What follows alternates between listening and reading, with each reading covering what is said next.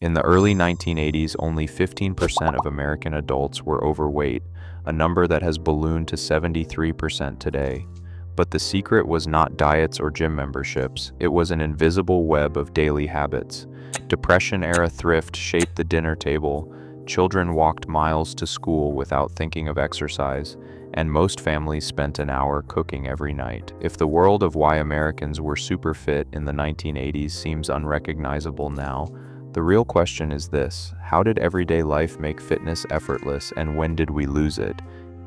In kitchens across America, a jar of bacon grease sat by the stove, never thrown out, always reused.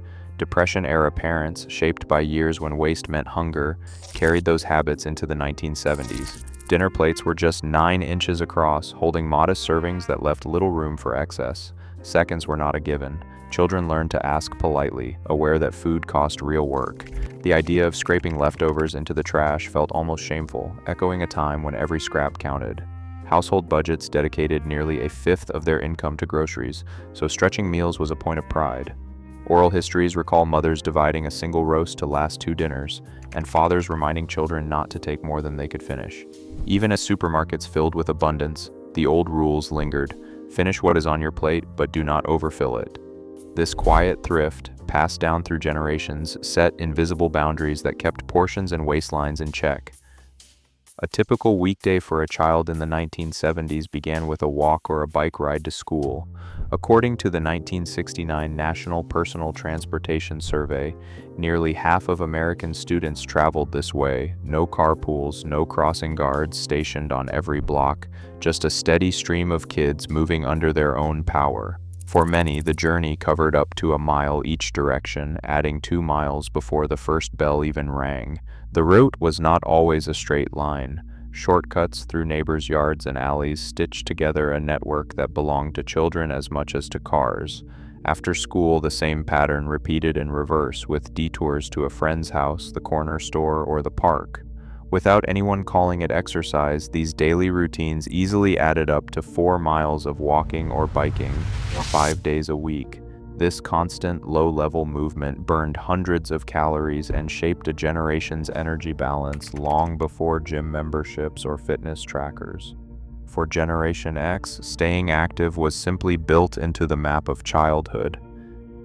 Navigating a grocery store in the early 1970s meant choosing from around 8,000 products, barely a fraction of what lines supermarket aisles today. Shoppers filled their carts with raw ingredients, not ready meals. Convenience foods made up less than 10% of grocery spending, and most items required real preparation at home. Checkout was slow, with every can and box rung up by hand, which made impulse purchases less tempting and reinforced a focus on essentials. Back in the kitchen, the absence of a microwave shaped the rhythm of daily life. Fewer than 1% of households owned a microwave in 1970, so dinner meant at least 45 minutes of chopping, stirring, and waiting. Family meals were not just tradition, they were necessity, with over 60% of families gathering around the table most nights. Recipes stretched ingredients, and a single chicken often fed everyone twice. The effort and time involved in putting food on the table acted as a natural barrier to overeating, keeping portions modest and choices deliberate. In the 1970s, sugar was a line item in the family budget, not an afterthought. A 5-pound bag represented a meaningful expense, so mothers measured carefully, rationing sweetness across the week. Homemade desserts were reserved for birthdays or Sunday dinners, and pitchers of Kool-Aid stretched a single cup of sugar over a gallon. By the early 1980s, the economics of sweetness changed almost overnight. U.S. corn subsidies and new processing technology made high-fructose corn syrup far cheaper than cane or beet sugar. As global sugar prices rose, hitting more than 70 cents a pound, food manufacturers saw an opportunity. In 1980, Coca-Cola allowed bottlers to swap in high-fructose corn syrup for half their sweetener. By 1984, both Coke and Pepsi had fully switched to corn syrup in American sodas. Within a few years, high-fructose corn syrup replaced sugar in everything from bread to salad dressing. The result was an explosion of cheap, sweet calories, no longer rationed but engineered for abundance. A 9-inch dinner plate from the 1970s holds just over 60 square inches of food. By the turn of the millennium, 12-inch plates had become the norm, offering nearly twice the surface area, 78% more. This change did not just make meals look smaller, it quietly encouraged larger portions at every meal. Researchers studying vintage dinnerware catalogs and restaurant menus found that as plates grew, so did the portions placed on them. An 8-ounce steak, once a splurge at a mid-century steakhouse, became the minimum expectation. Today's standard cut often weighs in at 12 to 16 ounces. Fries that came in a modest 2-ounce serving now arrive in boxes more than twice that size. Even a small soda at the drive-thru doubled, from 7 ounces to 16 ounces. The geometry of the plate set a new baseline, making it easy to eat hundreds of extra calories without noticing, a silent shift that reshaped the American diet. Throughout the 1970s, the rhythm of the day was set by 3 main meals: breakfast, lunch, and dinner. Eating between these times was unusual and often frowned upon. School policies reinforced this pattern. Vending machines were rare, and most campuses banned candy and soda sales during the day. At work, break rooms offered little more than a coffee pot and perhaps a tin of saltines.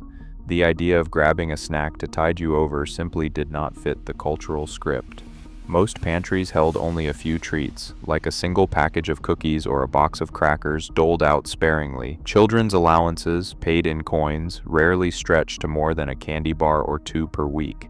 At home, parents worried that snacking would spoil your appetite, so an afternoon snack meant an apple or a handful of crackers at most. This restraint was not about willpower. It was built into the environment, from household routines to the design of schools and workplaces. On the factory floor in 1979, a typical shift meant 8 hours on your feet, moving, lifting, and assembling. More than 1 in 5 American workers held jobs in manufacturing, with millions more in construction, warehousing, and delivery. Each day, a steel worker or assembly line operator burned thousands of calories just to keep up with the pace of production. Lunch breaks were short, and the work itself demanded constant motion, hauling parts, operating heavy tools, and walking the length of cavernous plants. Bureau of Labor Statistics records from the era show that these jobs made up nearly a third of the workforce. Oral histories recall the physical exhaustion as routine, a soreness that came with a paycheck. Even office workers spent their days filing papers and running errands, rarely sitting still for long. Energy burned at work balanced what was eaten at home, keeping weight in check without anyone counting steps or calories. Ingredient lists on grocery staples in the 1970s read like a short grocery order: flour, water, yeast, salt, sugar. White bread usually had 6 ingredients, not 20. Canned soup meant tomatoes, water, and a handful of spices, with no thickeners and no flavor enhancers. Even snacks like potato chips listed just potatoes, oil, and salt. Archival product labels from the era confirm that most foods contained only familiar items, easily pronounced and recognized. Without engineered blends of emulsifiers or artificial flavors, meals satisfied hunger without triggering cravings for more. Meat came as whole cuts, such as chops, roasts, and chicken on the bone, rather than processed shapes. This simplicity meant satiety cues remained intact. People ate until full, not until the chemistry of a snack demanded another bite. Doctors in the 1970s did not hesitate to tell patients bluntly to lose weight.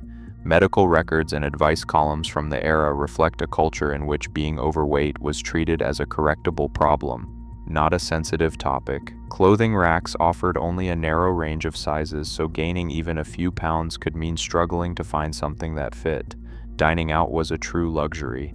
An average meal at a sit-down restaurant could cost half a day's wages for a minimum wage worker. These pressures reinforced the expectation to stay lean, as daily life imposed real consequences for letting weight creep up.